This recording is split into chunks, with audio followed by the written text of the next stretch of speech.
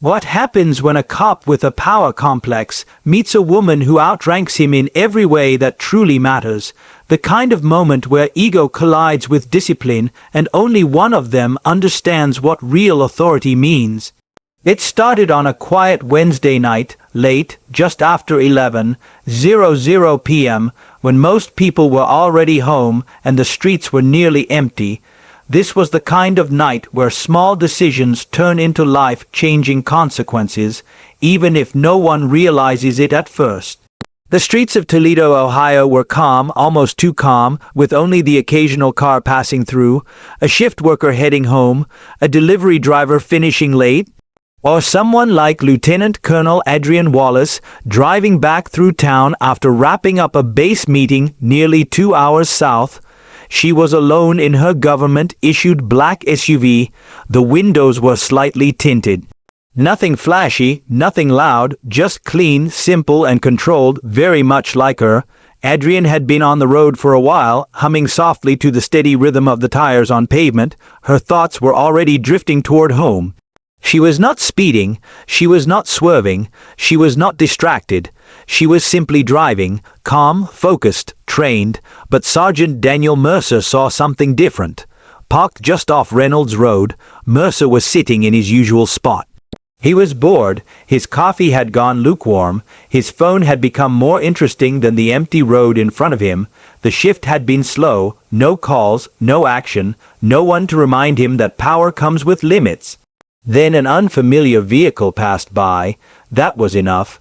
He tossed his coffee cup onto the passenger seat and pulled out. The cruiser lights flashed on before Adrian even had time to fully register what was happening. She slowed down, blinked once, and calmly pulled over to the side of the road, controlled, careful, exactly how she had been trained to respond. The patrol car door slammed shut hard. Adrian watched through her side mirror as a tall man approached. One hand already resting on his holster, a flashlight in the other. He did not greet her, he did not introduce himself, he went straight to a window. "License and registration," he said. Adrian kept her hands visible and rolled the window halfway down. "Officer, may I ask why I'm being stopped?" Mercer squinted and shined the flashlight directly into her face. "You were drifting between lanes, didn't signal, looked like you might be under the influence." She raised an eyebrow. "I wasn't. License and registration," he repeated, louder this time. Adrian did not argue. She moved slowly and deliberately, reaching into the glove box. As she handed over the documents, she spoke calmly. "That is a government vehicle. I'm a federal employee." Mercer glanced at the ID and paused. "You military?" "Yes." He smirked slightly. "Doesn't mean you're above the law." "I never said I was." His tone changed. Sharper, more aggressive. "Step out of the vehicle." Adrian blinked. "Excuse me." "I said step out of the car. I'm conducting a sobriety check." Her jaw tightened, but her voice stayed level. "On what grounds?" "I've complied fully. I haven't been drinking. I would like to know the reason." Mercer stepped closer. "Now you're refusing a lawful order." "I'm asking for clarification." He did not like that. He opened her door himself. "I need you to exit the vehicle now." That was the moment Adrian calmly reached for her phone. She turned on the camera and hit record. "Just so we're clear," she said quietly, "this interaction is being documented." For the first time, Mercer hesitated, just for a fraction of a second. His eyes flicked to the phone. Then his pride took over. Out of the car, Adrian stepped out. She did not resist. She did not raise her voice, but the way she stood, straight and steady, said everything. Even in civilian clothes, she carried herself like someone who had spent decades leading others. Mercer looked at her, really looked, and for the first time a small voice in the back of his mind asked a dangerous question. "What am I dealing with?" But his ego was louder. He put her through a field sobriety test under the streetlights. Walk the line, turn, balance, like she was some reckless driver on a weekend night. She passed every part perfectly. No stumble, no slur, no hesitation. Still, Mercer wrote the ticket. Failure to maintain lane. Adrian took the citation without a word, just a look. Then she got back into her vehicle and drove away into the dark. Mercer had no idea that Ticket was about to follow him into a courtroom and change everything. Sergeant Daniel Mercer was not new to the job. 15 years on the force had hardened him. Deep lines in his face, even deeper ones in his attitude. He had been through standoffs, crashes, and chaos. Around the precinct, he had a reputation, the kind that made rookies straighten up when he walked in. Mercer liked it that way. He did not ask questions. He gave orders. In his mind, the badge meant control.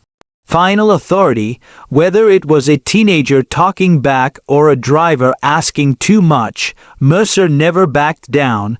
He never apologized. The department knew exactly who he was, reliable, on time, always did the paperwork. But they also knew he could be rough, sharp with his tone, quick to escalate. Complaints came in, but nothing ever stuck. That night, when Mercer returned to the station, he barely mentioned the stop. He logged the citation, wrote a quick report, failure to maintain lane, possible impairment, no arrest. He docked the body cam like he always did. The footage sat untouched for 2 days. In the break room, Mercer joked about it. A woman tried to pull rank on me, he said, flashed her government ID like it was supposed to scare me. Officer Dyers raised an eyebrow. Wait, she was military. So she says. Mercer shrugged, some fed with an attitude. What was her name? Mercer leaned back. Wallace, Adrian Wallace. Dyers' face changed. Lieutenant Colonel Wallace. Mercer paused. How would you know that? She gave a lecture at the academy last year.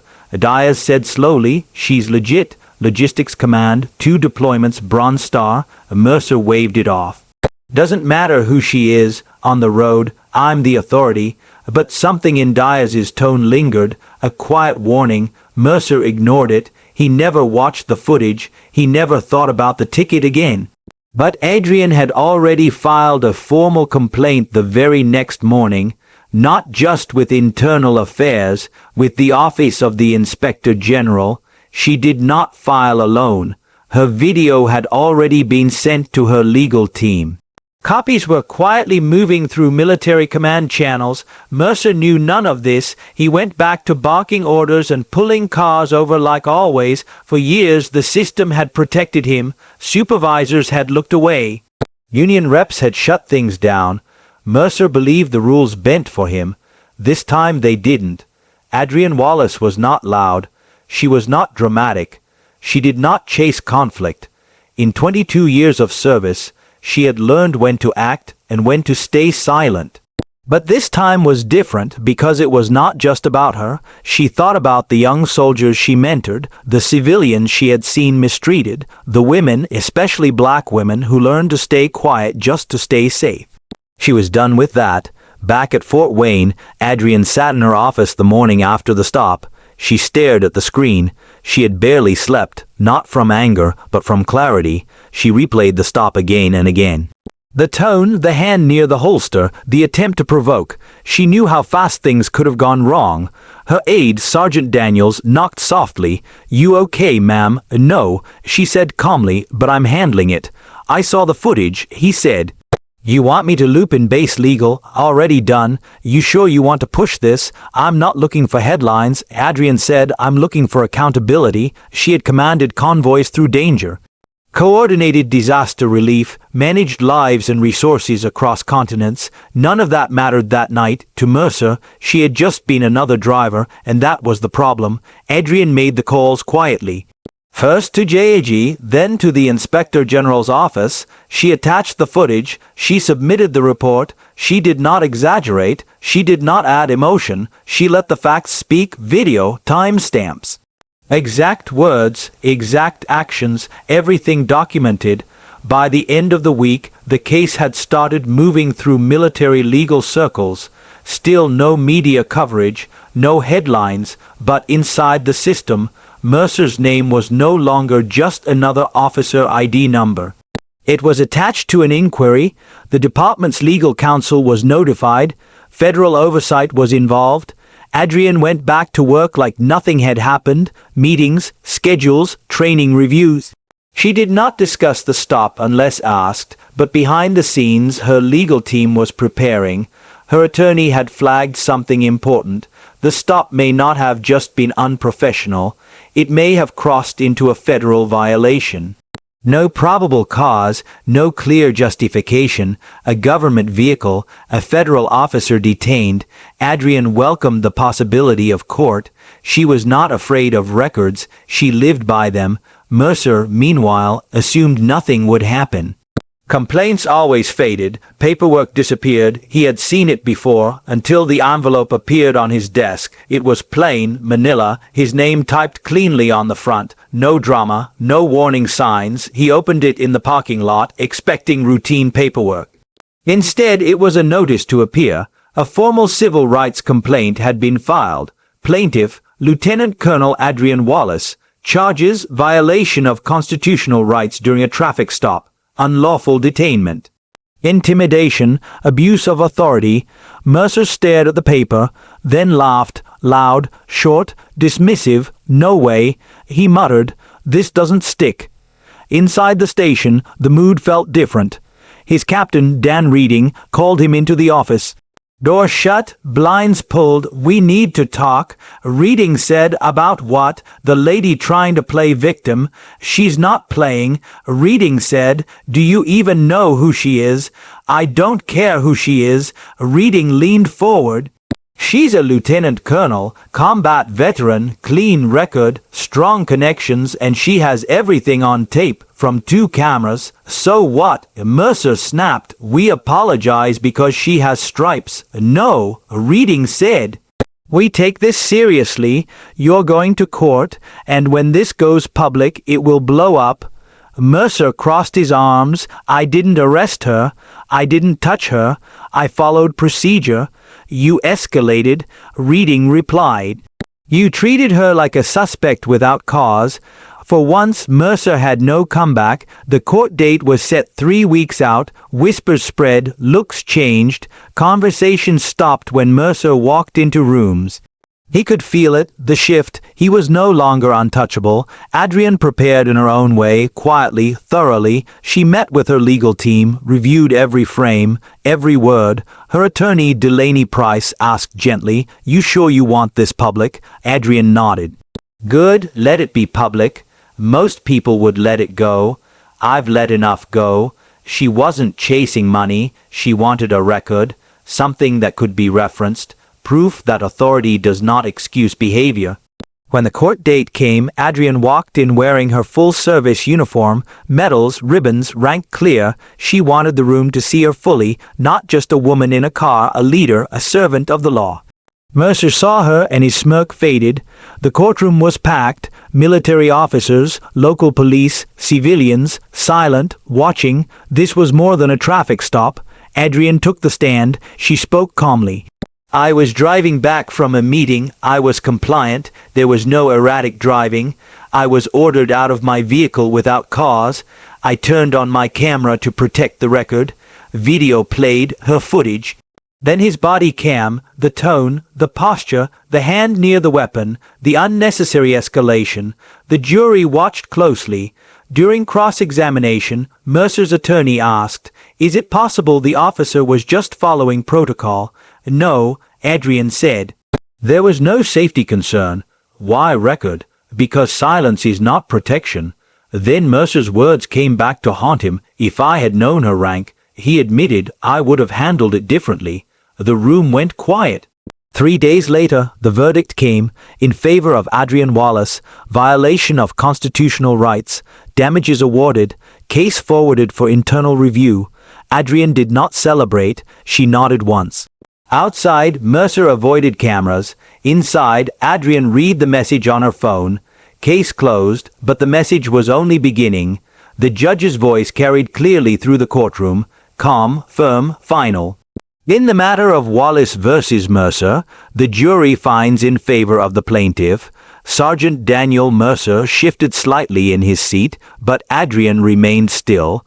The court recognizes a violation of constitutional rights during an unlawful stop and detainment. The actions taken were not aligned with departmental policy or professional conduct. No one reacted, no applause, no gasps, just silence filled with consequence. The judge continued, "No criminal charges will be filed at this time. However, the plaintiff is awarded $35,000 in damages. This ruling will remain on permanent public record. The findings will be forwarded to the Department of Justice and the Toledo Police Department for internal review and policy evaluation." Mercer's attorney leaned toward him and whispered something about an appeal, but even his voice lacked confidence. Mercer stared forward, his jaw tight. The same man who once filled rooms with authority now looked small in a space where facts mattered more than ego. Adrian did not smile. She did not look back at Mercer. She did not seek validation. She nodded once, not to the court, not to the jury, to herself. The work she came to do was finished. Outside the courthouse, reporters had gathered. Not many, just enough. Cameras clicked as Mercer stepped out. He avoided eye contact, covered his face with a folder, said nothing. He walked quickly to his car and drove away. Inside the hallway, Adrian paused. Her phone vibrated. "Verdict in your favor. Case closed." Her attorney caught up to her. "You could have asked for more." Adrian shook her head. "It was never about the money. You think it will change anything?" "Maybe," she said. "Maybe next time he pulls someone over, he will think twice." A week later, Mercer was placed on administrative leave. Internal review followed. Rumors moved fast. Reassignment, early retirement, possible termination. No one knew for sure, but everyone knew one thing. The shield that once protected him was cracked. Adrian returned to Fort Wayne and went back to work. No interviews, no victory speeches. She trained, she planned, she led. Within her command, the message was quiet but clear. You do not need to raise your voice to demand respect. You do not need to break to prove you were wronged. Accountability does not always look loud. 2 months later, Adrian stood in front of a room filled with new recruits, fresh uniforms, nervous energy. She asked them a simple question: how many of you think a uniform automatically earns respect? A few hands went up. She nodded. "I understand why you think that, but respect is not owed. It is proven, every day, every choice." She paused. "Power works the same way. The badge, the rank, the authority. It is not a shield, it is a weight. If you cannot carry it with discipline, you do not deserve it." The room stayed quiet. When I was stopped by an officer who forgot that, she continued, "I had options. I could have yelled, I could have panicked, I could have stayed silent. I did none of those things. I documented, I followed process, I showed up, I told the truth." That officer believed his badge made him untouchable. Until he saw my rank, not just on my uniform, but in how I carried myself. That is leadership. Adrian closed her folder and looked around the room. Lead with character, serve with integrity. Never forget you represent more than yourself. You represent everyone who came before you and everyone who comes after. She stepped down without applause, without ceremony. The lesson had already landed. Let this be a reminder. Authority without accountability is just weakness wearing a mask. Speak up, stand firm. When you see wrong, do not turn away. Silence protects the guilty, courage protects everyone else.